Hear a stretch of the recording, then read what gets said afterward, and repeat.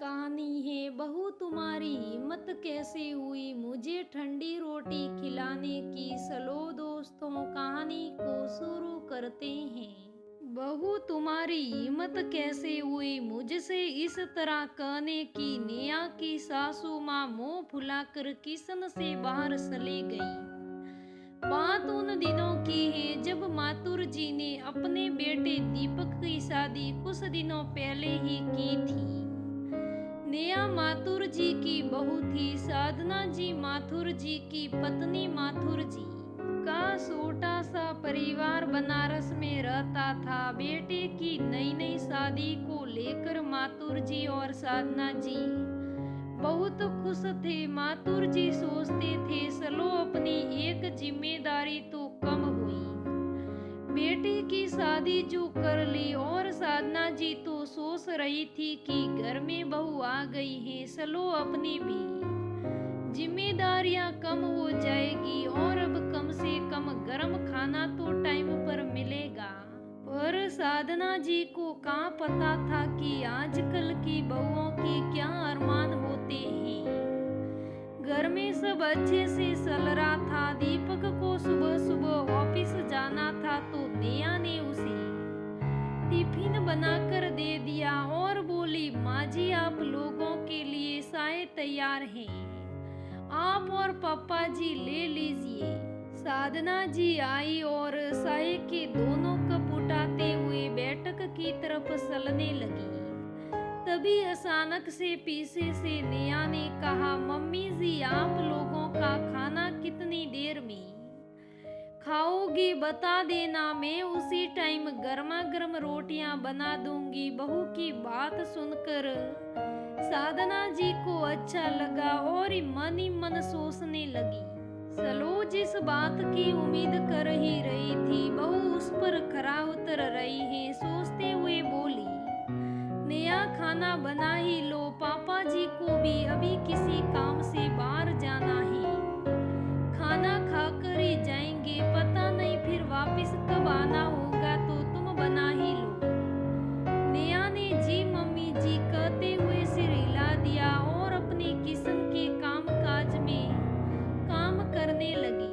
साधना जी भी वहां से चली गई। कुछ देर बाद नेहा ने सोचा अब खाना बना ही देती हूँ, पापा जी भी आने वाले हैं। नेहा आटा लगाने चली तो उसे याद आया कि शाम का बचा हुआ आटा कुछ फ्रिज में रखा है, देख लेती हूँ कितना है, उसी हिसाब से आटा लगाऊंगी। नेहा ने फ्रिज से आटा निकाला, देखा तो करीब करीब 4 रोटी का होगा। उसने सोचा मेरे लिए हो जाएगा, पापा जी और मम्मी जी के लिए आटा लगा लेती हूँ। वह आटा लगाकर रोटियां सेकने लगी। करीब करीब सारी रोटियां बनने ही वाली थी तभी साधना जी आई और बोली बहू रोटी बन गई क्या, पापा जी खाने के लिए बोल रहे हैं। नेहा ने कहा जी मम्मी जी आप ले जाइए।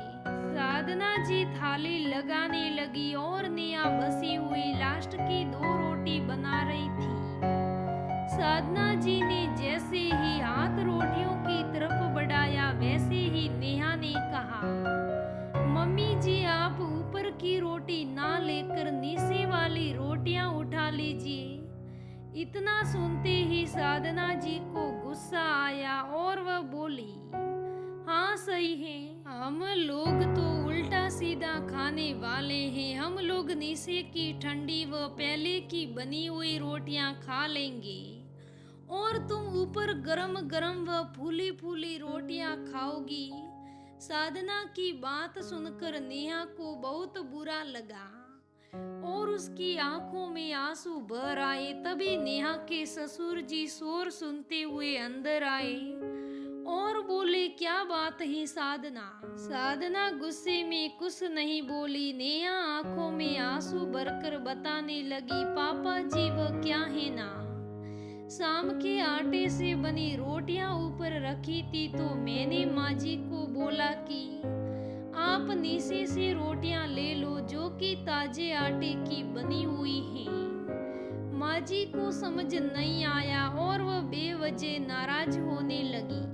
नेहा के ससुर जी बोले, साधना जी कम से कम बात की सच्चाई को जान लिया करो, तब नाराज हुआ करो। ऐसे ही अपनी गुस्से का बम सब पर फोड़ देती हो। बिसारी बहू कहते होते हुए मातुर जी हंसने लगे और साधना जी भी बोली, अरे बहू माफ करना, बात को बिना समझे ही मैं तुम पर भड़क गई, माफ करना बहू।